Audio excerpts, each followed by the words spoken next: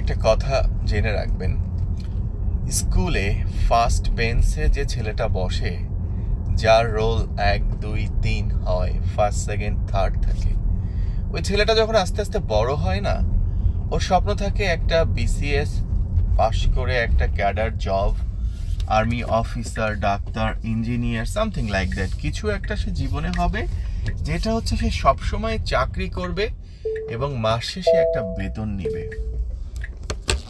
যে ছেলেটা পিছনের বেঞ্চে বসা থাকে, জানেন, যে ছেলেটার রোল থাকে 40, 50, 60, 70 অথবা 100, ওই ছেলেটারও জীবনে একটা বিশাল স্বপ্ন থাকে। ওই ছেলেটার স্বপ্ন কি থাকে জানেন? সে একটা হসপিটাল করবে, সেখানে 10টা ডাক্তার রাখবে। সে একটা বিশাল ফার্ম করবে, সেখানে হয়তো 10টা ইঞ্জিনিয়ার কাজ করবে। সে হয়তো অনেক বড় একটা কোম্পানি করবে, যার চারপাশে হয়তো সবসময় পুলিশ প্রশাসন অথবা বড় বড় সোর্স, বড় বড় সিকিউরিটি অফিসারগুলো তাকে গাইড করবে।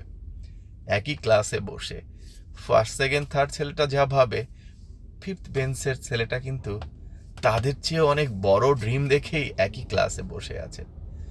সফলতা এমন একটা জিনিস, ফার্স্ট বেঞ্চে বসা ছেলেটা কিন্তু হয়তোবা ঠিকই একটা ভালো জব পাবে। পিছনের বেঞ্চে বসা ছেলেটা যদি ওর কনফিডেন্স এবং নিজের প্রতি আত্মবিশ্বাস থাকে, ও কিন্তু ঠিকই ওই 10টা, 20টা, 50টা ডাক্তার ইঞ্জিনিয়ার রেখে একটা কোম্পানি রান করার ক্যাপাসিটি তৈরি করে ফেলবে। সো মনে রাখবেন, ইচ্ছা শক্তি জীবনে